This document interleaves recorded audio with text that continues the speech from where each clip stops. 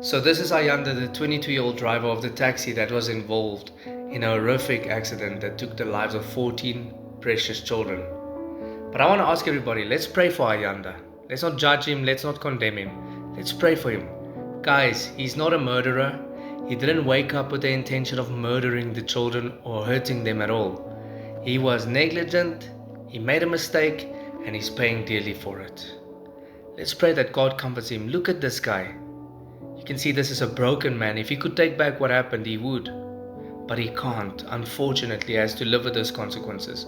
But look at his face. You can see this is a man who's regretting, who's suffering at this moment. Let's pray that God comforts him.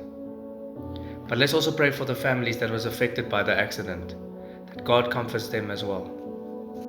And let's be honest, guys, we all make mistakes. He's only 22 years old. But let us pray together.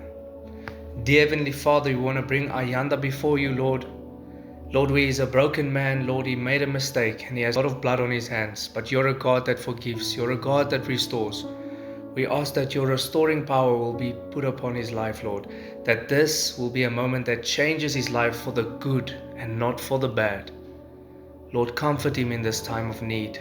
Give him the strength to go through all these trials. And Lord, we also want to pray for the families that was affected. Lord, strengthen them and comfort them with the thought, knowing that all those children are with you now, safely, without pain, without sorrow. Lord, you're a good Father. And the Bible says in Romans 8:28, all things work together for those who love you. Everything will work together for the good. Thank you, Father, for your grace, your mercy upon our lives daily. We pray this in Jesus' name. Amen and amen. God bless you guys.